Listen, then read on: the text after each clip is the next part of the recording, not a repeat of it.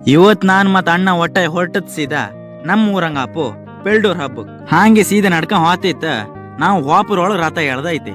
ಕಡಿಗ ಅನಂತ ಪದ್ಮನಾಭ ದೇವ್ರಿಗೆ ಒಂದ್ ಕೈ ಮುಗ್ದ ಸೀದಾ ಒಂದ್ ರೌಂಡ್ ಹಾಕುವ ಅಂತೇಳಿ ಬಂತು ಕಾಣಿ. ಮಕ್ಕಳೆಲ್ಲ ಆಡ್ತಿದ್ದಿದೋ, ನಾವು ಆಡುವ ಅಂತೇಳಿ ಡ್ರ್ಯಾಗನ್ ಬೋಟ್ ಗೇಮ್ ಆಡೋಕ್ ಹೋಯ್ತು. ಟಿಕೆಟ್ ಎಲ್ಲ ಮಾಡ್ಕೊಂಡ್ ವಾಪಕ್ ಹೋಯ್ತ.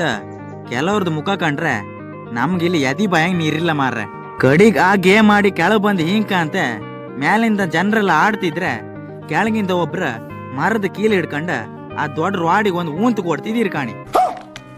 ಹಾಂಗೆ ಗೇಮ್ ಎಲ್ಲ ಆಡಿ ನಾವು ಸೀದಾ ಪುದೀನ ಸೋಡಾ ಕೂಡು ಬಂತು.